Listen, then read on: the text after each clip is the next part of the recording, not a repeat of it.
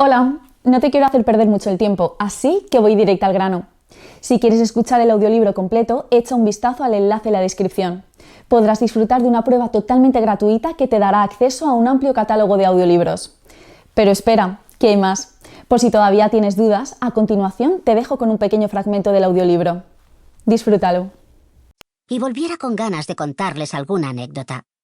Era tan buena observadora como su madre, pero más benevolente, más irónica que sarcástica.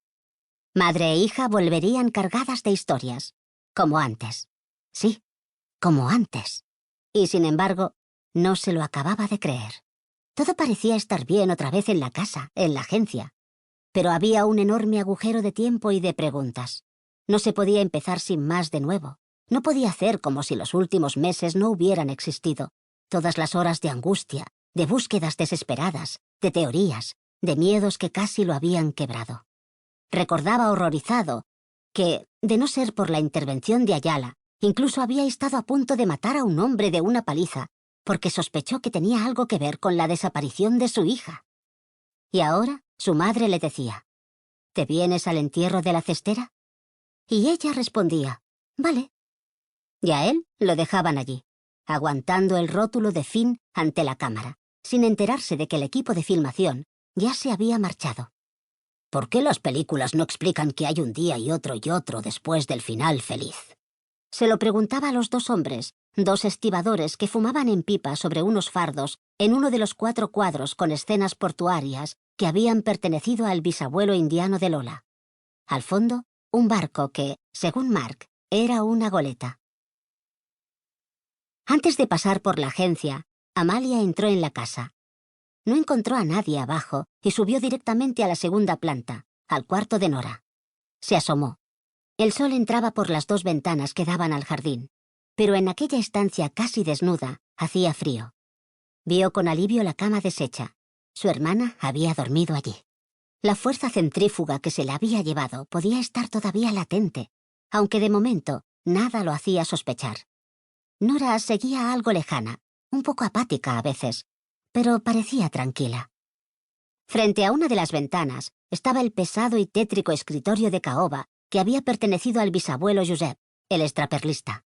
En la familia materna todos los abuelos tenían apodos, como en la realeza, pero no había ninguno que se llamase el sabio o el ceremonioso, sino Magí el indiano, renombrado el negrero, gracias o por culpa de las averiguaciones de Nora. Venía después su hijo Josep, el extraperlista, y finalmente el pobre abuelo Salvador, apodado el dilapidador, porque en pocos años se había fundido la fortuna familiar. Los abuelos paternos, en cambio, se llamaban todos simplemente Conrado. Sobre el escritorio de Nora había algunos papeles con la huella oscura de su letra apretada. Se alarmó. Cogió los papeles. Eran notas de trabajo del caso que estaban investigando juntas. Abrió de todos modos los cajones del escritorio. 3 en cada lado, vacíos. En el cajón central, un par de lápices rodaron con falsa alegría de niños abandonados en un parque de atracciones. Terminado el control, tocaba empezar a trabajar. Bajó. Un pasillo sin luz conectaba la parte de vivienda con la de las oficinas de la agencia. Cuando su padre reformó la casa para fundar Hernández Detectives, se olvidó de poner lámparas.